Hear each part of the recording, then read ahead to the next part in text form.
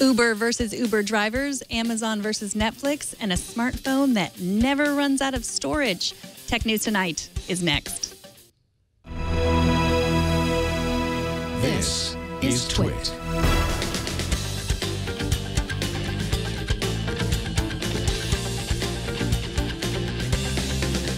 This is Tech News Tonight, episode 415 for Tuesday, September 1st, 2015. This episode is brought to you by Intel. Small business owners can't afford to choose between A or B. If both will help your business, you want A and B. With Intel-powered 2-in-1s, you get performance and mobility, power and freedom. That's the power of and. Experience it at smallbusiness.intel.com. Welcome, I am Megan Maroney. Let's get to the tech news. Google got a new logo today. Say goodbye to the serif font and say hello to the sans serif variety font. The company also unveiled a smaller logo of the letter G in red, yellow, green, and blue. According to the official Google blog, the change represents the new way we interact with Google products across different platforms, apps, and devices on our laptops, desktops, phones, TVs, watches, cars, and soon to be the chips that they will implant directly into our foreheads. You especially want those logos to be pretty. If you're like me, then one of the biggest hassles of smartphone use is how often you run out of storage. Enter a new company called Nextbit. Today, they announced the Robin, a cloud-first smartphone that's never going to run out of storage.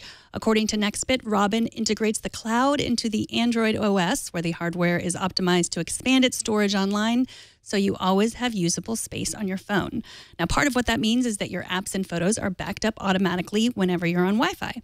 3 former Android engineers are manning the helm at Nextbit, and I can say manning because they are all men. And today, the company launched a Kickstarter campaign for the Robin. Pledges at the $300 level are already gone, but at the time of this writing, you could still back the Robin at the $350 level, and the phone is promised to arrive in or around February of 2016. The retail price when the phone launches will be $400. Advantage Uber drivers. Reuters reports that today a federal San Francisco court granted class action status to Uber employees demanding benefits of employees. What this means is that the case is not limited to the 3 Uber drivers who brought it to court. Now it also applies to all people who have driven for the company in the state of California and didn't waive their right to class action arbitration. A report on Recode says that Uber claims that its drivers prefer to be contract workers, and that's no doubt true for some drivers. Recode also calculated that the total cost to Uber to reclassify its drivers as employees in California would be $209 million annually. Yesterday, I told you that Netflix had just inked exclusive deals with Pixar for first-run content. But what if you want to watch that content when you don't have an internet connection? Too bad. But good news if you're an Amazon Prime subscriber, along with your giant package of diapers delivered right to your door at the push of a button, you can now download some movies and TV shows for offline viewing. New apps for iOS and Android will allow you to download some Prime Instant Video, movies and TV shows, and watch them offline. This is exciting news for anyone who's dying to watch entire seasons of Orange is the New Black on their next family road trip with the kids. I'm just kidding. Don't do that. This will be great for family fare on road trips or for watching anything at home with a connection that's less than stellar. Coming up, people are still signing up for Ashley Madison, but are they real people or are they fembots? But first, for small business owners, there's no room for compromise. You can't afford to choose between A or B. If both will help with your business, then you want A and B. With Intel-powered 2-in-1s, you don't have to choose between a laptop or a tablet. You get both. Powered by Intel's latest family of core processors, you can impress clients at the touch of a tablet and handle robust programs on the go. You can do it right, and you can do it right now. That is a better way to work. That's the power of and. Experience it at smallbusiness.intel.com. Intel-powered 2-in-1s give you laptop performance and power as well as tablet mobility. You get maximum versatility, amazing battery life, peak performance for business, and great built-in graphics. With 5th-gen Intel Core processor-based laptops, you can run business applications up to 2.5 times faster than on a 4-year-old laptop. Experience the power of and. Visit smallbusiness.intel.com and find out how Intel-powered 2-in-1s can improve your small business. That's smallbusiness.intel.com, and we thank Intel for their support. Are you sick of talking about the affair website, Ashley Madison? Now, they, of course, are a company calling themselves the most famous name in infidelity and married dating. This is the same company that promised anonymity and couldn't even manage to protect its own CEO's emails. I, for one, am not tired of talking about them, and apparently the company itself is not tired of talking about itself either. Here to discuss a statement that the company released yesterday is Lauren Hawkinson, reporter at The Next Web. Welcome, Lauren. Hi, Megan. So tell us about the statement that Ashley Madison released. So they released a statement on Monday that was kind of discreetly, indiscreetly poking jabs at Gizmodo. The company had taken a lot of offense to the fact that Gizmodo released a huge report regarding the demographics of the users of Ashley Madison, which essentially boiled down to the fact that from what Gizmodo had seen, the 5.5 million female users that are supposed to be on Ashley Madison were about 5 million of them were inactive accounts. Basically, like, long story short, Ashley Madison said, you're wrong. But today, Gizmodo released another report that basically said that although it seemed like the demographic data was fuzzy and not correct, but the existence of bots is still very real and a very prevalent practice on the site.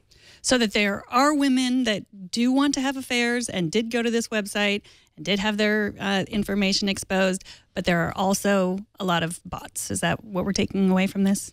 Yeah, so essentially what Ashley Madison had said in its latest press release is the ratio was something like 1.2 to 1 profiles messaging profiles, active profiles, which is why it was the #1 affair site on the web. But at the same time, reanalyzing their data, it seems that Gizmodo had figured out that there are bots, they do exist, and they sent messages to about 11 million men from the data that they had seen. So it's definitely happening. And so do other companies do this? Like, does Tinder do this? Do other dating websites use bots? Sure. So the numbers, of course, on astroturfing and using bots to sort of pump up your numbers are really hinky. Obviously, a lot of companies don't want to say, like, oh, we seeded this with a bunch of fake profiles, so you could log on and see. Reddit CEO Steve Huffman famously said on, I believe it was a Udemy video back in 2012, that he and Alexis Ohanian had participated in a form of astroturfing when they were trying to get Reddit off the ground, specifically creating fake user profiles and posting stories to make it seem like a lot more people were on Reddit than actually were.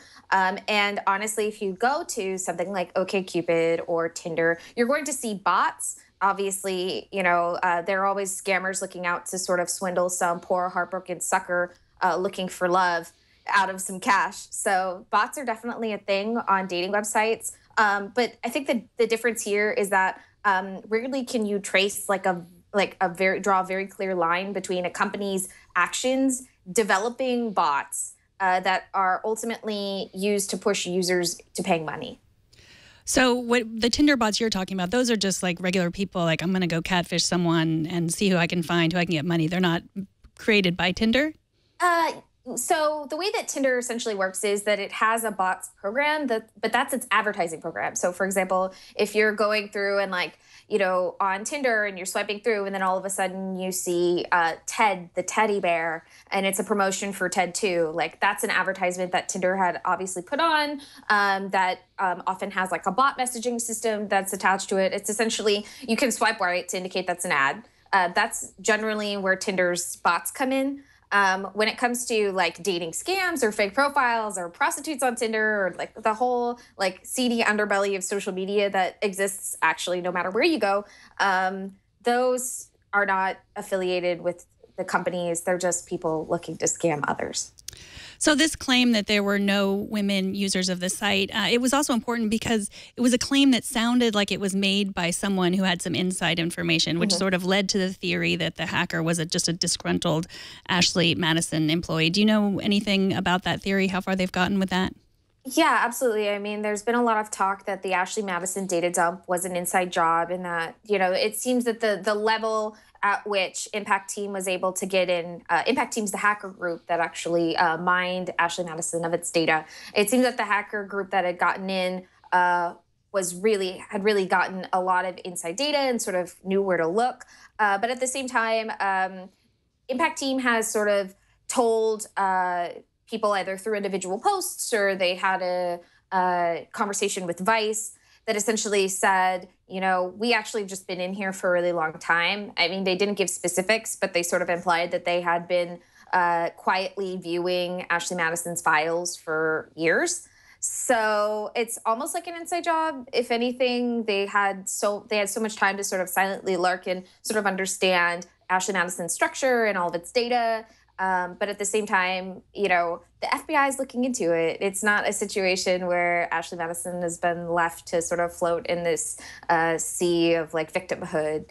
Instead, they have, police looking into it, and they have their own security team. My feeling that is if it's an inside job, then they probably will find someone attached to it, but they have yet to do that. Someone in our chat room just pointed out that, and this is a really old practice on the internet, websites have always used bots to lure men in, and that, so that it's happened before, and I'm sure it'll happen again. There's so many scandalous roads that people are going down in this story, exposing this person. But there are interesting legal stories involved in this hack too. Avid Life Media, the company behind Ashley Madison, they're trying to make sites take down the data, and they're trying to take it down for copyright issues. And from what I understand, lists of names and email addresses are not really subject to copyright laws, but anything that the users put on their profile is. Do you know anything about anyone that has had to take things down, any writers or journalists that have had to stop talking about this because Avid Life Media has demanded that this is their copyrighted material? Sure. So, I mean, obviously, I'm not a lawyer or anything, so I don't know the finer points of copyright law as it pertains to posting information. What I do know is that the Next Web hasn't received any kind of cease and desist or takedown regarding the information that it is distributed. I don't think that Gizmodo has either. Regardless, the interesting thing is, obviously, this goes all the way back to something like it sounds insanely like overblowing this, but it goes back to the Pentagon Papers. I mean, the fact that you have internal data that has been exposed, it's sort of the fourth estate's right to give people information. And that's on your own ethical guidelines. I mean, I am not personally looking through Ashley Madison data. I am not aggregating any data. I don't report in the business of outing people who've been on Ashley Madison, nor do I want to do that. Essentially, though, it really comes down to, what are the journalistic ethics behind each publication? Whether or not Ashley Madison and Avid Life Media really have a case is sort of fuzzy at best, but, they can try. Right. I mean, that, any journalist, of course, like you said, can use this information to report, but they don't have to. And of course, it's illegal for anyone to use this information to blackmail someone. I mean, that's not really a black and white issue there. Yeah. So Ashley Madison has been releasing a lot of statements. Yesterday, they released another statement about the company's health as a whole. They said, quote, "This past week alone, hundreds of thousands of new users signed up for the Ashley Madison platform, including 87,596 women." Could this be true? I mean, so you sort of have to take the company's word at face value in a lot of ways. They're a private company. Avid Life Media is a private company. They never filed for an IPO. So we don't have any right or ability to look into their usership or to inquire about their financial health or financial performance beyond the private data that was leaked by Impact Team. It's interesting that they pulled data that obviously wouldn't have been in the hack. And that 87,000 number is, remarkably specific, I will say. I think that what we've come to learn, especially from Gizmodo reanalyzing their data, is that there are women that are there. They might be women who are seeking affairs with married men, affairs with married women. They might be married women seeking affairs with men or with other women. And, they do exist. There is activity there. I think that Gizmodo basically conceded that, women are there to an unspecified number. We don't know. We just don't know beyond face value. So I think that really what it comes down to is, do you believe in Ashley Madison's word, and do you want to take that to heart and feeling like their statistics are accurately reported? To be honest with you, there's probably a kernel of truth in there. I just don't know where it is. I guess the truth is any media, any coverage is good coverage, Because obviously I'm not judging these people's behavior except for their willingness to hand over their personal information to a site that has proven not to be careful with it. Yeah, absolutely. I think that that's really the case here. Avid Life Media and Ashley Madison in particular are really struggling to sort of win back that trust. You know, they had spoken in April that they were going to IPO, and it was sort of based on this idea that they had been so discreet and they had, you know, sort of survived through, you know, the hacks of the last few years. I mean, you know, Target and iCloud and all of these places. Ashley Madison had sort of capitalized on that, indicating that, you know, they were super secure and that there was nothing wrong. So gaining back users' trust, especially when you're going into the practices of having an affair, it's really going to be up to the users to whether or not they want to invite Ashley Madison back onto their computer. Well, Lauren Hawkinson, thank you so much for joining us. Lauren is a reporter at the Next Web. She's at L. Hawkinson on Twitter. She also has an excellent piece up about the female stormtrooper in the next Star Wars and the politics of that. So thank you so much, Lauren, for joining us. Thank you, Megan. Take care. You too. And finally tonight, congratulations to Marissa Mayer, who announced on her Tumblr today that she is expecting identical twin girls. Now, as the CEO of Yahoo, she was also forced to assure everyone that this will not slow her down.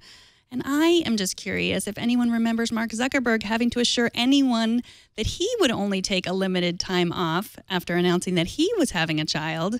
But Marissa Mayer is having 2 children at once. And she already has 1 kid. That makes 3 kids, and that is a lot of kids. I know because I had the same combo. And I gave up a job I loved for a more flexible, less interesting job, and I got to spend a lot more time with my kids to do it. And now I am incredibly lucky and grateful to be at a job I love. But that was my personal experience, and Marissa Mayer will have her own personal experience, and I wish her and her family well. And that is it for this edition of Tech News Tonight. Thanks to everyone who emailed me to let me know they had trouble downloading the show yesterday.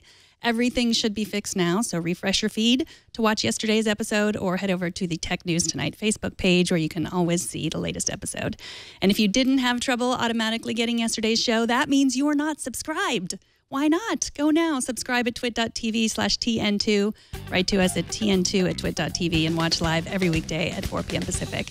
And don't miss our morning news program, Tech News Today, every weekday at 10 a.m. Pacific, 1 p.m. Eastern. I'm Megan Maroney. Thanks for watching. Bandwidth for Tech News Tonight is brought to you by CashFly.com.